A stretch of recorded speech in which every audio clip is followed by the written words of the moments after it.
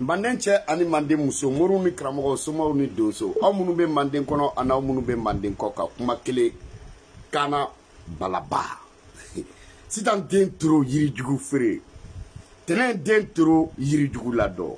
tijani bilen ka gurugu bilen fara biriki a dankisɛ danden bɔbɔden a tubabulama suma a walijulama karamɔgɔ dasiri kana balaba ok an bɛ manden an bɛ bɛɛ lajɛlen fo an b'an denmuso yɛrɛ fo fulaw Umu Sangare franchement an bɛ Umu Sangare fo ka barikada a nana vraiment an fana ni show kun famana a nana an ɲɛnajɛra kosɛbɛ an ye fa kan mɛn an ye fa damew ye Umu Sangare depuis a daminɛ ale b'a tugu kɔrɔ la donc an bɛ fulaw bɛɛ fo ka f'u ɲɛna ko kɛlɛ banna donc fula bɛɛ bɛ fo ok donc bon o fana mana tɛmɛ ka bɔ yen sisan Solo Tamani bio ka anniversaire Solo Tamani joyeux anniversaire Solo Tamani joyeux anniversaire Same ala ka san caman yira I kɛnɛna Solo Tamani ala ka san caman yira I kɛnɛna fatigi yala ala ka san caman yira I kɛnɛna batigi yala ala ka san caman yira I kɛnɛna Solo ala ka san cɛ ala kɛ amina ko ɲɛnabɔ I bɛ mun ɲini ala ka d'i ma I bɛ siran mun ɲini ala k'i kisi o ma ala ka san 100 d'i ma ni san 40 bonus ok dɔgɔnɔ mun tun bɛ an layɛlɛ kosɛbɛ vraiment ala y'a ka kalifa minɛ ala ka lahara sɔn sumaya ale ni tabagaw bɛɛ lajɛlen ye donc vraiment artistes an b'u bɛɛ lajɛlen fo ala ka siw di minnu bɛ balo la ala k'u mɛn an kɔrɔ ala ka vraiment ala k'u fama ni ɲɔgɔn wɛrɛ ma donc n'an tilal'o la sisan an bɛ sɔrɔ k'a fɔ fɛn o fɛn bɛ ligne na k'aw bɛɛ lajɛlen fo commentaire kɛlaw j'aime bilalaw ni cœur bilalaw franchement bɛnɛwa ba ye ani papa an b'aw bɛɛ lajɛlen fo aw fɛn o fɛn bɛ ka sɛbɛnni commentaire kɛ fɛn o fɛn bɛ ka j'aime kɛ fɛn o fɛn bɛ k'an lamɛn an bɛ bɛɛ lajɛlen fo donc n'an tilal'o la sisan nɔ an bɛ sɔrɔ k'a fɔ CMCR cɛ n'a muso an b'u bɛɛ lajɛlen fo bon bi alhamdulilayi rabbil alamin Assimi Goïta kɛra Mali faama ye la ilaha illallah a yɛrɛ n'a ka valide nana koyi Safi Jabate m'a fɔ ko bɛɛ k'i ta yira Assimi Goïta y'a ta yira koyi ayiwa a banna dɛ sisan kɔni o kɔrɔ de ko bɛɛ k'i ta yira a n'a ka valide nana ja valide yɛrɛ Mali la ne ko an tɛ ɲininkali yɛrɛ kɛ Assimi Goïta ka muso ko ye ne ko coup d'état kɛlɛ na a ye nin furu ka na ne nin ye wa ou bien ne tun y'a muso ye parce que mɔgɔ tɛ nin ɲɔgɔnna tu kɔ ka taa san 10 kɛ kɛlɛ la dɛ an t'o fana fɔ ɲɔgɔn ye a nana n'a ka valide ye koyi donc a banna pewu je crois minnu tun bɛ ka bɔ ka yɛgɛbɛyɛgɛbɛninw kɛ walasa u ka darage u ye u muso ye discours ban pewu wa nin ye jamana bɛɛ de ye nin de ye jamana bɛɛ muso bɛɛ bɛ nin de kɔfɛ koyi i y'o faamuya a banna koyi la ilaha illallah Mali valide la ilaha Assimi Goïta nana n'a ka valide ye koyi valide nana a banna pewu koyi wala bon a banna pewu bɛɛ k'i ta yira Safi Jabate de ko ten dɛ Assimi Goïta y'a ta yira wa a ta ye Mali valide de ye wa a banna koyi Gomrani bɛɛ k'i den kɛrɛfɛ an tɛ kuma caman na ok ni mun m'an convoqué i ka t'i ka convocation di nin ma première dame la ilaha Mali valide i ka t'i ka convocation d'o ma n'o y'i bila yɔrɔ min na a banna kuma t'anw ni mɔgɔ si tɛ ok voilà donc Gomrani bɛɛ k'i den kɛrɛfɛ kuma caman kɛla ni ninnu ka k'aw frère minɛ valide de nana ja valide bɛ Mali la mɔgɔ tun t'o dɔn cɛ ne ko wage ne nin kɛra Assimi Goïta ta ye wage bɔ i k'i ta yira Moribo bɔ i k'i ta yira Kamara bon bɛɛ de k'a ta yira sisan parce que nin ko in kɛra o de ye sisan ne yɛrɛ bɛna n ka filamuso yira o la ilaha illallah o tuma jamana in fila bɛ dɛsɛ koyi an bɛna filamuso bɛɛ de bɛ furu koyi ne ka filamuso ne ka la ilaha layi nin ko in bɛ cogo min ayi o tuma filamuso ko manki bɛ kɛ sisan ne ka filamuso la ilaha bɛɛ k'i ta yira ne ka filamuso ok sisan Assimi Goïta sigira je crois Choguel fana sigira sisan kuma bɛ yen de Assimi Goïta an b'a daminɛ la Mali bɛɛ b'i kɔ koyi Mali bɛɛ b'i kɔ Mali bɛɛ dalen don i la i ka baara kɛcogo ka ɲi i nana cogo min na ayiwa ni changera an b'i bila koyi i ma ɲininkali k'o la dɛ jo b'a la ale tɛ mɔgɔ si kɔ koyi ale tɛ mɔgɔ kɔ ale bɛ Mali de kɔ ale tɛ mɔgɔ kɔ ale bɛ baarakɛla de kɔ ok civil n'i ye baara kɛ ne b'i fɛ y'a fama surasi ni barake ne b'i fɛ civil ni bla ne b'i bali surasi ni banga barake ne b'i bali ne tɛ mɔgɔ si fɛ ne ta ye maliko de ok donc sa ko bɛ yɔrɔ min na ko mun tɛ ɲɛ fɔ ko fila kɔ bɛɛ k'i to i hakili to i ka kɔrɔlen na i nana a bɛɛ ɲɛna mais i k'u ye kuma dɔ fɔ discours in kɔnɔ i y'a fɔ tubabukan na i tɛ segin ni ka bamanankan na accord ko in an b'a accord ko in lajɛ ok an b'a lajɛ lajɛcogo jumɛn de la ok n'a bɛ Mali ka intérêt la an bɛ accord in lajɛ n'a sɔrɔla n'a bɛ Mali ka intérêt la Assimi Goïta e t'o dɔn halisa de nin tɛ Mali ka intérêt la i b'a dɔn près accord in t'an ka intérêt la a tɛ surun a ka k'an ka intérêt la wa i y'a faamu n t'a dɔn n'i bɛ ka communauté internationale de bloquer i ka nin kuma in ma diya n ye koyi an tɛ accord ko in na président b'o de fɔ i t'a la soit i ba la ok parce que a bɛ Mali ka intérêt la a tɛ Mali ka intérêt la e de taara fo accord nin na i taara fɔ a sumusumu i taara san tan kɛ i b'i ka marifa ci accord ko in na i bɛ nord la accord ko in na i y'o faamu wa donc n'o ka ɲi sisan b'a sɔrɔ i kan ka ko dɔn i tɛ se ka kɛ président k'a sɔrɔ i tɛ accord ɲuman n'a koloya dɔn dɛ donc n'a sɔrɔ a ma ɲi a tɛ lajɛ amiable la n'a sɔrɔ a ma ɲi a tɛ lajɛ intelligence la n'a sɔrɔ a ma ɲi lajɛ tɔgɔ foyi t'a la Assimi Goïta lajɛ tɔgɔ t'a la a ma ɲi a tɛ surunya ka ɲɛ wa a tɛ lajɛ wa Mali ka intérêt t'a la wa an t'o ja i la ok i ka nin kuma in ma diya n ye dɛ Assimi Goïta nin ma diya n ye ok Assimi Goïta i bɛ Goïta dɔn fɔlɔ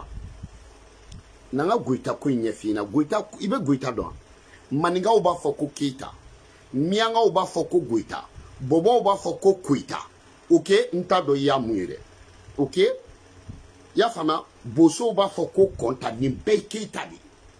ok nin bɛɛ ye Keita de daw yɛlɛmacogo ni sigicogo sigikɛyɔrɔw donc i y'a faamuya wa hey n'a sɔrɔ i ye Keita de Sunjata tɛ a dabiri mɔgɔ dala dɛ Sunjata b'a fɔ an t'a la an ka jamana ka intérêt t'a la wa an t'a la wa an tɛ accord ko la 1.2 trait n'a sɔrɔ Goïta de don miyankaw b'a fɔ de an t'a la an tɛ don a la parce que accord kalanni ye diɲɛ kan bɛɛ la hali marifa cikanw i taara fo nord la marifa cikanw bɛɛ y'a yiri la i y'o fɔ a Bɛrɛdɛmu cikan bɛɛ y'a yiri la wa i b'a dɔn a ma ɲi donc a tɛ négocier a tɛ lajɛ amiable la a tɛ lajɛ intelligence la a tɛ lajɛ foyi la an t'a la wa an t'a la wa an tɛ don a la filamuso Vaidé i tɛ kangari da i ka Goïta kɛ ɲɛ cɛ nin man diya n ye dɛ Assimi Goïta nin discours in i tɛ taa cɛ kana segin nin ɲɔgɔn wɛrɛ kan dɛ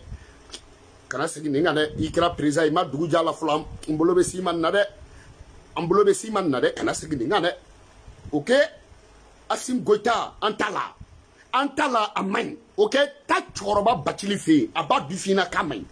taa Mali journaliste bɛɛ fɛ u bɛɛ b'a dɔn a ma ɲi rebelles yɛrɛ b'a dɔn a ma ɲi Touaregiw b'a dɔn a ma ɲi Tamasɛkiw b'a dɔn a ma ɲi Burudamɛw b'a dɔn a ma ɲi Fulaw b'a dɔn a ma ɲi Surakaw b'a dɔn a ma ɲi Arabuw b'a dɔn a ma ɲi terrorisiw b'a dɔn a ma ɲi jihadistes b'a dɔn a ma ɲi Faransi b'a dɔn a ma ɲi ko anw yɛrɛ b'a dɔn a ma ɲi donc mun ma ɲi an tɛ don a la mun ma ɲi an t'a négocier an ka intérêt t'a la ok Assimi Goïta ok i y'a faamuya kana segin nin ɲɔgɔn na wɛrɛ kan dɛ cɛ dɔgɔ kana segin nin kan dɛ kana sɔn ka segin nin ɲɔgɔn na wɛrɛ kan dɛ ok donc wa an t'a la koyi wa an tɛ don a la koyi wa a man ɲi i b'a dɔn pɛrɛ k'a man ɲi a bɛɛ ni ala t'i b'a dɔn a man ɲi i b'a dɔn pɛrɛ k'a man ɲi donc Faransi b'an faga u b'an bɛɛ faga accord man ɲi wa an tɛ don a la ok c'est un ok bon i nana mobili mun na o ɲɛna parce que Tuma Sankara o de kɛ koyi i y'a faamuya wa so dilan mɔgɔ min b'a layidu ta a b'a daminɛ a yɛrɛ de fɔlɔ la ok donc sarako in ja i ka sarako in i yɛrɛ k'a lajɛ koyi i y'o faamuya parce que an y'i ka Vaidé ye koyi Vaidé ɲɔgɔnna bɛ mɔgɔ min bolo i y'o faamuya 100 ka ca ok mais Vaidé ɲɔgɔnna bɛ mun fana bolo i y'a faamu 1 ka dɔgɔ dɛ i m'o faamuya wala wa i ye président de koyi i y'a faamu bɔ dɔ ka bɔ o bɛɛ la vraiment ok parce que fantani baden de bɛna taa Vaidé da la o fana i y'a faamuya an bɛ sɔn o bɛɛ ma koyi i ka Vaidé in ka ɲi koyi mais i y'o faamu mobili ko ninnu ni fɛn ninnu o bɛɛ ɲɛna koyi sara in da fɔ i dira nin kɔ joli de bɛ d'i ma a banna pewu maliden bɛɛ b'i kɔ ok i jugu bɛɛ malo la ok voilà donc Choguel i b'a dɔn n bɛna kuma dɔ fɔ Choguel e ka gouvernement in filɛ nin ye cogo min na ni gouvernement ɲuman tali transition n'a be nye choka la be do e ka gouvernement mo de la ko ibe munu ta malidon ambe bedo mo shima wolo kunu ka koroba bi yo fama ambe dugu dugu bedo ambe dugu sako bedo ambe faso tila bedo ambe zundugu den bedo ambe tokoroba zundugu den bedo ambe tokoroba bamba dugu ben bedo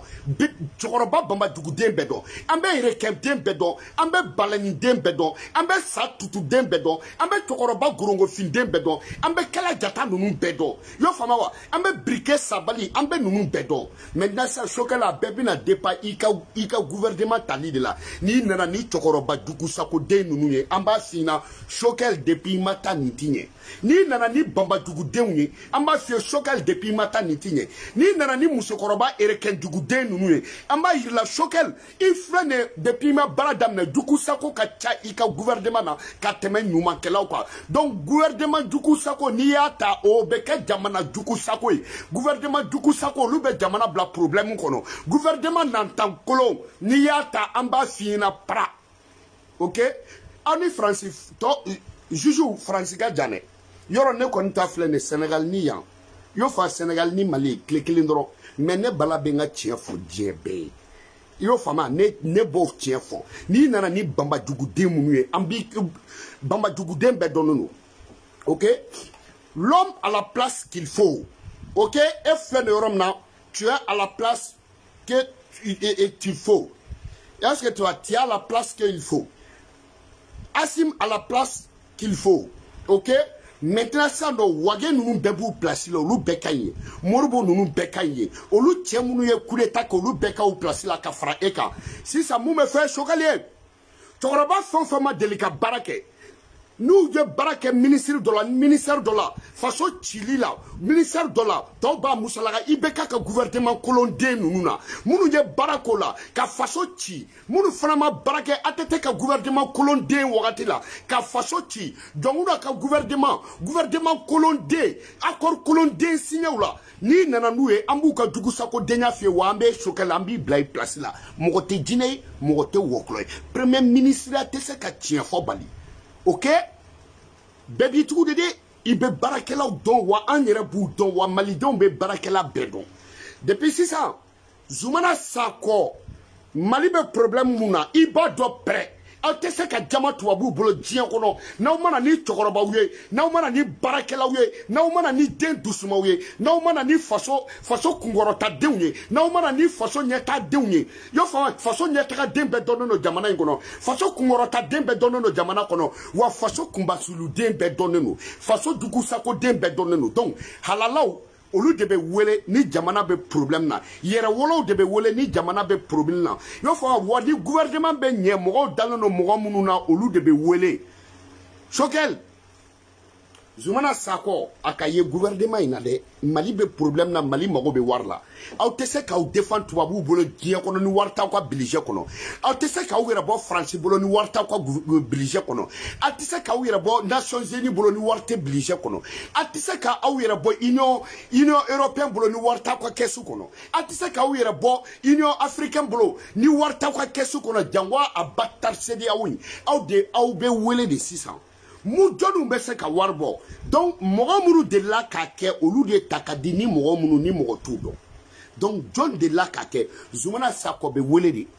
na ya ban amba deli fana de parce que ale dibse abena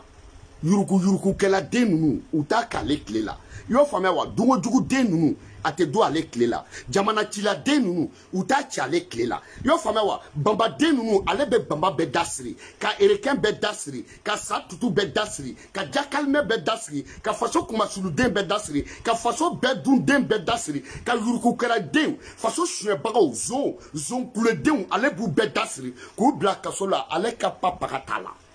yo fa ale magota kokmana na ye munke abana yo fa mewa donc amba le wele ok tokoroba batili aka wele sharia kula ok atise ka antese ka nyere bon nunu bolo ni sharia do no tere tokoroba batili aka wele now be fem malika se ka yere bo mo doga ta mo mu dalalo aka kalana mo doga ta mo mu be sharia do mo doga ta mo mu be se ka Mali yere defa Mali chibagaw Mali kono kam Mali défend Mali tibagaw bolo ka Mali défend Mali kumbasulu denbagaw nunu bolo mu yɛrɛ bɛ tubabukan dɔn ni tubabuw ye mu bɛ tubabu sariya dɔn ni tubabuw ye mu tubabuw yɛrɛ bɛ siran mu ɲɛ sariyako la parce que tubabuw tala ye sariya de cɛkɔrɔba Bacili ɲɔgɔnna tɛ kɛ diɲɛ jamana si kɔnɔ ko jamana kɔnɔ ko sariyako la ko jamana bɛ siran jamana wɛrɛ ɲɛ mais n'aw y'a kɛ y'a fɔ ɲɔgɔn kɔ kuma lamɛn n'a y'a ta ka taa kɛ y'a faamuya wa ka taa mɔgɔ kurani dɔ ta ka na k'aw bɛna tɔgɔ kura dɔ ma faso bɛ taa dingɛ kɔnɔ mɔgɔ ka taa mɔgɔ kurani dɔ ta y'a fɔ k'aw bɛna ko ka kunkɔrɔta dɔ ma faso bɛ taa dingɛ kɔnɔ minnu b'a dɔn n'u kariyalen don k'a fɔ ni bɛɛ y'u dɔn n'a fɔlen parce que la ɲɛwo asidi denya ye tiɲɛ n tɛ muso fɔlɔ ba tɔgɔ dɔn bɛɛ b'a dɔn k'o ye nkalon ye bɛɛ b'i tugu de asidi denya ye tiɲɛ ɲɛwo denya ye tiɲɛ fitiriwale denya ye tiɲɛ mais n tɛ muso fɔlɔ ba tɔgɔ dɔn o ye nkalon ye bɛɛ b'a dɔn ko cɛkɔrɔba Bacili Mohamed Ali Bacili bɛɛ b'a dɔn Mali sariya ko la ok parce que n tɛ tubabu fɛ o ye tiɲɛ mais a bobara bilennen tɛ o ye nkalon ye n tɛ Bacili fɛ o tiɲɛ mais Bacili tɛ sariya dɔn i fa b'a dɔn i ye nkalon tigɛ i ba b'a dɔn i ye nkalon tigɛ i yɛrɛ b'a dɔn i ye nkalon tigɛ Ala b'a dɔn i ye nkalon tigɛ i b'a fɔ minnu ye o b'a dɔn k'u ye nkalon tigɛ donc an bɛ na n'olu de ye parce que sariya o de bɛ yen ok CEDEAO nana k'u b'a dabiri an dala Mariko kɛlen ye CEDEAO gunfo japaga Mariko kɛlen ye CEDEAO Mariko yɛrɛ ye CEDEAO bila place la Mariko yɛrɛ bɛ sariya dɔn ni CEDEAO Mariko yɛrɛ bɛ sariya dɔn ni Union africaine ni Union européenne donc Mariko Umar Mariko bɛ wele y'a faamuya wa jamana in kɔnɔ k'a place d'a ma n'a sɔnna k'a place d'a ma n'a ma sɔn a bɛ deli Umar Mariko ok ne bɛ mun fɔ aw na tiɲɛ de don y'a faamuya wa jamana n'aw bɛ fɛ a ka jɔ wa baara ka di mɔgɔw ma minnu bɛ se k'a kɛ ok baara ka di mɔgɔ ma jamana bɛ problème de la élection ko in a yɛrɛ kana kɛ yɛrɛ i y'o faamuya élection ko in jamana in yɛrɛ fɛn bɛɛ élection ye an tɛ élection foyi kɛ an t'a kɛ koyi ni 2 ans tɛ an t'a kɛ a tɛ kɛ koyi a tɛ kɛ koyi aw bɛɛ b'a dɔn a tɛ se ka kɛ koyi a tɛ se o an sigira ka ban n'i y'a mɛn i b'a kɛ ni wari t'an bolo an b'a kɛ cogo di n'i y'a mɛn i b'a kɛ ni kɛlɛ ma ban an b'a kɛ cogo di n'i y'a mɛn i b'a kɛ e bɛ taa kɛ min o tuma élection bɛ se ka kɛ Kayi ni Bamakɔ ni Kulukoro ni Sikaso ni Segu i y'o faamuya wa Mopti mɔgɔ bɛ taa élection kɛ Mopti o tɛ bloc ye bɛɛ t'a dɔn élection ye bloc ye Mopti n'a ye élection mana kɛ Mopti bɛɛ b'a dɔn bloc don mɔgɔ bɛ se ka taa Mopti ka taa élection kɛ Tɔnbɔkutu ni élection fɛn o fɛn kɛ Tɔnbɔkutu bɛɛ b'a dɔn bloc don élection bɛ se ka kɛ Gawo n'i ye élection fɛn o fɛn kɛ Gawo bɛɛ b'a dɔn bloc don élection bɛ se ka taa kɛ Kidal n'i ye élection kɛ Kidal bɛɛ b'a dɔn bloc don ok donc c'est au moment on bɛ se ka élection kɛ IBK ka élection na ka Mopti bɔ a la IBK ka élection na ka Mopti di Jadisu ma IBK ka élection na ka Mopti di Franchou ma IBK ka élection na ka Mopti bɔ Mali la ka sɔrɔ la Mopti bɛ Mali la ka élection pan Mopti kunna ka taa élection pan Tɔnbɔkutu kunna ka élection pan Gawo kunna ka élection pan Kidal kunna o mun élection sugu ye an tɛ se k'a kɛ an t'a kɛ wa aw bɛ tila k'a fɔ ko Bala ye nin fɔ n m'a fɔ a tɛ kɛ dɛ mais kuma min fɔra a tɛ k'o la aw bɛɛ b'a dɔn a tɛ se ka kɛ a tɛ se ka kɛ koyi a tɛ se ka kɛ koyi bilahi ɲɛ tɛ doni ta mais n'a ye girima ye a tɛ fili o ma koyi n'i y'a mɛn i ɲɔgɔn doniba ta la tɛ a ka sɔrɔ fisiki ɲuman de b'i bolo i y'o faamuya wa donc franchement ne bɛ tiɲɛ mun fɔ aw ɲɛna a tɛ se ka kɛ wa an t'a kɛ ok voilà hali ni mɔgɔ ɲumaga ka jan n'i ye i b'i sulu doni kɔrɔ koyi donc an t'a kɛ an tɛ se n'i ye suruku bo ye fali ku kɔrɔ bo singɛnnen don fɛn fila de bɛ tugu suruku kɔ a ku soit suruku denni sinon ni fɛn wɛrɛ tugura suruku kɔ suruku b'o dun ok jɛmɛfɔla cɛjan mɔgɔ t'a fɔ a ka kɔbiri b'ale yɛrɛ de nafa an t'a kɛ koyi an t'a kɛ wa a kɛli kuma t'an da ni Faransi bɛ se ka n'a kɛ u k'a kɛ koyi ok donc an mana bɔ o fana na Assimi Goïta i n'i ka mɔgɔw an tɛ tiɲɛ fɔ ɲɔgɔn ɲɛna an mɛnna kulo la Irisi ko in na ko a t'an jaabi n'u tɛna u ka taa koyi n'u bɛna u ka na n'u tɛna u ka to yen i y'a fɔ a bɛn le cerveau a ye bɔ a ka fɛn fɔ Irisi ko in na mun bɛ faamuya dɛ Irisi ko ambassadeur kelen mana kuma an tɛ se ka kalo wɛrɛ kɛ o kulo la yan n'u k'an jaabi Poutine n'a nana o de ka d'an ye ni Irisi nana o de ka d'an ye mais n'u mana an tɛ sa dɛ Ala y'an da an ka cɛkɔrɔbaw bɛɛ balola fo ka sa ka sɔrɔ a ma na n'a tɛna a ka to yen an tɔɔrɔla ko la dɛ i y'o fɔ et puis armement nana blendew nana u tɛ i y'a faamu Moribo taara armement de san Kamara taara armement de san Irisiw fɛ yen Faransi bɔr'o de kalama nin bɛɛ ye mɔgɔw ka kuma de an ma nin si ma fɔ a y'a armement fɛn fɛn san a y'a bɛɛ présenter jama la an y'a bɛɛ ye aw m'a fɔ an ye k'a si bɔra Irisiw fɛ yen ok donc n'a sɔrɔ ni Irisiw tɛna u ka taa n'u bɛna fana u ka na an sɛgɛnna dɛ musokɔrɔbaw bɛɛ bɔra Irisi ko in na cɛkɔrɔbaw bɛɛ bɔra Irisi ko in na dɔ kɛra dɛ ok donc era de amana ndalakan imani dalakan befo amana ndalakan befo amuso ka ba o kuma me dum fa nsunguru o kuma munekara amana tanga dalakan befo lu fana ka ba o kuma jende na wula nuti na kwatoy antoro la koy na koy Poutine tiga anjabi ay veto bla bla amaye kashi bla OK ou be dugumina ambenya la ko be Centrafrique al bi avion do luma ou be Centrafrique ou ka keleke mina na utaru kumba anu ye Centrafrique président ko fanye bu ka général nu ko ministre lo lu fe anta imbe todi ambassadeur ni kelen kuma ka an tokoro ba na fana nga jamana kula munekera o fana ka fo rishu we koy nuti na ko to amem ko ren ko kera tinto ne ya antena san keme ku delila de ya fama antena san keme ku delila nu ma na anti sare yo fa donc dori ansera jamana nche foro dima kule ko joli kera san duru ambe ka boy rishikoina san duru san wo san ambe ka boy rishikoina yo fama wa ambe ka tamarche rishikoina wa dusu kasi denya ere mu rishikoina au bebe je ka boy rishikola ni rishi drapeau ni ORTM bobo oluta u boku ere ke rishi wo beta u boku ke kauna na sora su deme ben le cerveau au kwa ni kule jama ba dembora rishi drapeau be fam befe France 24 mali rishi drapeau bo yo fama wa ala bala France we camera janyaola yo fama ubeta foko au bora de koga sura su souteni beba do ko boli bain kunkunwe ya fama France kata irishi kwana au taro boli yelama uye tokoro bad fait invité uye politicien fait interviewé ashima se ka fo kan boku ko France kata be afo de ina fo an boku France ko kuma ere ma fo an boku irishi kwa drapeau o ere boku ko ina o shima fo ko kana sura su soutenu ne mun pata kanye ne mun mana kanye au fe o RTM yere fana ko bora de ko kana o RTM ne ta dira na be ko mo bora de ko kana sura su soutenu mais au bora ni nyogo mana kana au bora ni nyogo kana John bora ka ta sura si men soutenu ni wora de be sura su tala mo bora de ante France fe rishu kana mais dusu kasi denya fe bala rishu de fana be ka lenge son jadea fe bala rishu de be ka lenkana yo fama wa an tabse ka to tento an fadugula ya fama wa munekera nuti na ukatoi antrola sanduru alne sanduru ke muso no fa te so ilade sanduru ibo ke sunguru dum no fe sanduru alno ke dongo do be dumuni di woraba ma san woro na atiki ate son ki dum sanduru dongo do ni be dumuni di ali sama be digena yo fa sanduru alni be shubaga balola bi toy sanduru alni be ki tamaka ibina kaseni sanduru alni be ka tayire sa shira isena ibina sanduru demsani mu wolola sa obeke classe do la sanduru o kuma irishuwe mu deswe nutina kwato ukaku banu fakama nubina ukana nutina kwato Poutine nere Poutine nikui yo fa ne mako foi taka dugula lidde c'est son problème mon keradi vous nous emmerdez ouais antorola ouais et Poutine ame ini ga mfa nante ini ka nga dugu so be pentri ka ke Poutine toy ya fa nan bete ini ga tayelema irishu ka masadi dala ne ante ini ka amuso be pentri ku ke ya fa irishu ka drapeau ina fo Coupe d'Afrique 94 la entrant don be kungulo ke bayo kungulo ya fa balotala dok me maraka ke dok me Francisco bayo entrant don ni dera nu be kungulo ke bayo o mana ameno nyona de ke Poutine wala sakana wa nati na katoi irishu na mafra ni kofa ni irishu ni kangele mandi ni ma boka irishu kala ala kantache onunu o mu densu dam ne le ankuna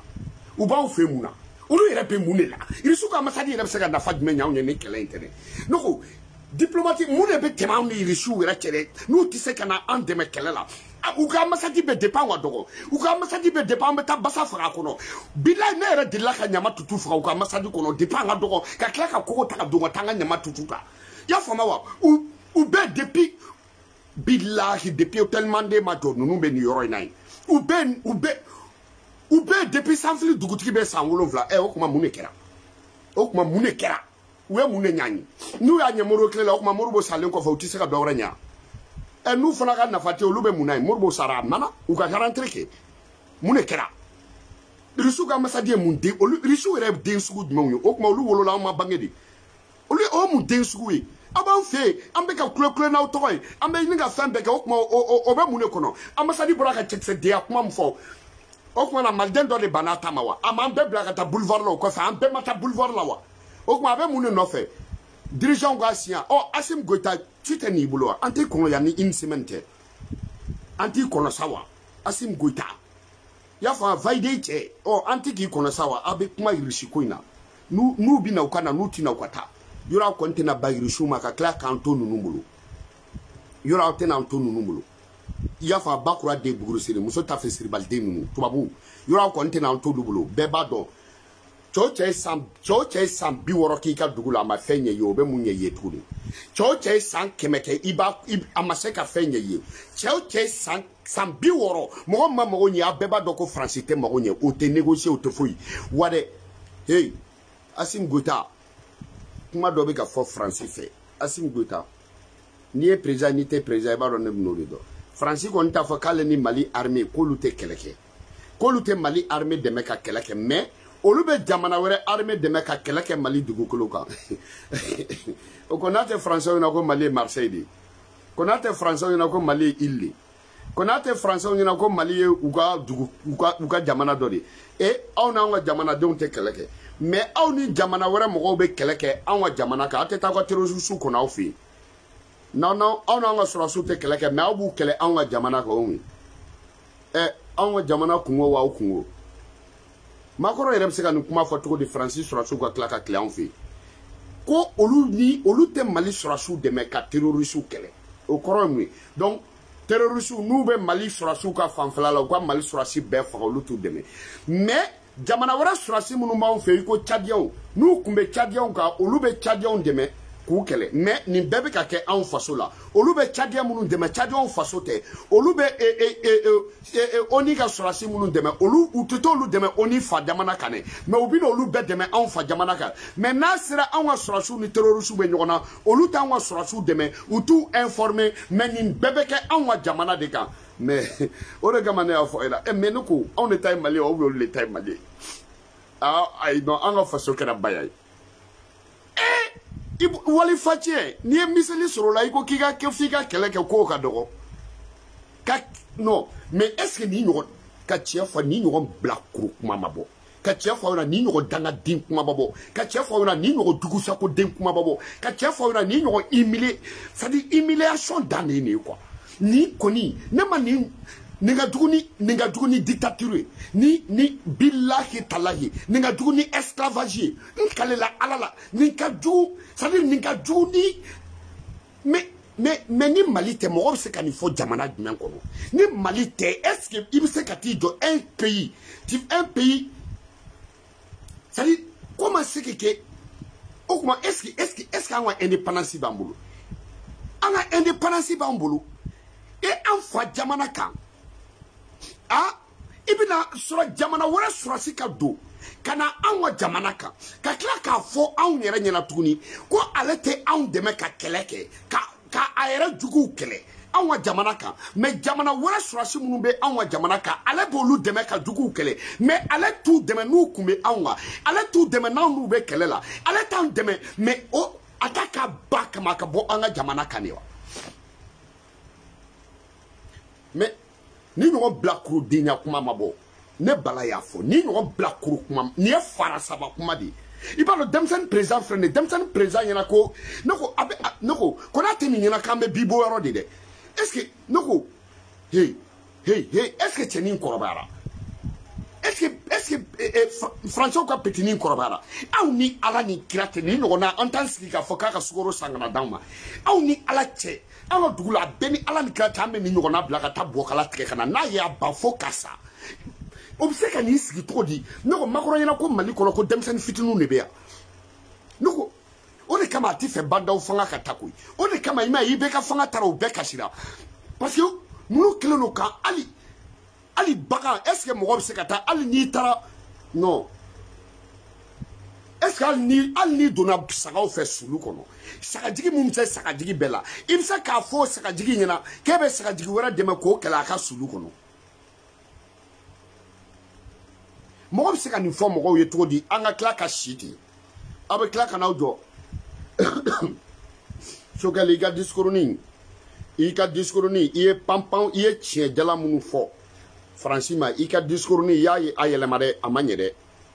Choguel e de y'a bɛɛ fɔ e de taara livre bɛɛ sɛbɛn nord la e de taara livre bɛɛ sɛbɛn nord kan e de livre bɛɛ sɛbɛn Fransi nacogo kan e de livre bɛɛ sɛbɛn Fransi bɛ k'an exploiter cogo min na Fransi y'a ban ka don cogo min na e Choguel Kukala Maïga i nana micro ta i bɛ ka commencer k'i b'a négocier i ni Fransi tɛ e nana ni négociation ye Assimi Goïta fana bɛ ka na n'o ye a t'a fɔ an ɲɛna Choguel i ka discours ma ɲɛ dɛ i y'an bɛɛ jigi tigɛ i y'an bɛɛ kɔnɔ kulu i y'an bɛɛ jigi tigɛ bilahi i ka discours kɛra i ko Sékou Tounkara ka vidéo y'o fɔ i ka discours kɛra i n'a fɔ Irijan i ka discours kɛra il y a un complot ourdi contre les soldats maliens i y'a discours kɛra i n'a fɔ Aïna n bɛna tiɲɛ bɛɛ de fɔ aw ɲɛna i ka discours ma ɲɛ dɛ i ka nin discours ni Sékou Tounkara bɛɛ ka discours ye kelen vidéo ye kelen ya la ilaha illallah i y'an jigi tigɛ dɛ Choguel nin discours ma ɲɛ dɛ e bɛna mun de fɔ français minnu sara anw fɛ yen alhamdulilayi u kan ka fo kɛ o foli ma ban an ma monument jɔ ya an ma monument jɔ mun sara wa e de bɛna anw hakili jigin français mun sara anw fɛ yan français mun sara e bɛna sigi o sali kan ok maliyɛn den joli sara français mun sara guinéen den joli sara anw fɛ yen français mun sara tchadien joli sara anw fɛ yen français mun sara e de bɛna anw hakili jigin o la o français mun sara a sara fali a sara a banna pewu a sara la koyi u taara ni sanu joli a sara la koyi faso y'a bila ka na walasa a ka sa anw fɛ n'a seginna alhamdulilayi n'a sara a banna dɛ i y'o faamu anw dan y'o ye Charlie sara IBK ma taa kasi yan Charlie sara anw ka président ma IBK min bila tout nord la ka Pecos ka fugula ɲɔgɔn don ani Trini ta ka fugula i y'o faamuya wa ka sɔrɔ ka Jango ka samara don ka marifa bila kɛrɛ la k'i yɛrɛ finma i y'a fɔ ka taa bila ɲɛfɛ ka tagama IBK m'o kɛ yan IBK m'o kɛ Charlie ka saya la IBK ma kasi Charlie ka saya la halisa e bɛna mun de kasi ko la anw ka sɔrɔdasi joli sara donc an ka sɔrɔdasi joli sara donc je vais one love à vous tous a y'a faamuya wa donc à tout à l'heure one love à vous tous kana balaba mɔgɔ dɔw bɛ n kɔ sitan den toro yirijugu feere ni n ko ye première partie an bɛ segin ka na cani bilen den sitan bilen den tɛnɛ bilen den balabila dan bɛ dankisɛ bɛ dankisɛ dan bɛ ne de y'a dankisɛ dan kuma kisɛ kuma baden one love à vous tous dabiri ni pɔ in kɔ mɔgɔ t'a dabiri an da la a dankisɛ dan den Assimi Goïta n'a ka valide a banna dɛ an ka président muso cɛ ka ɲinɛ nin valide de dɛ a dan den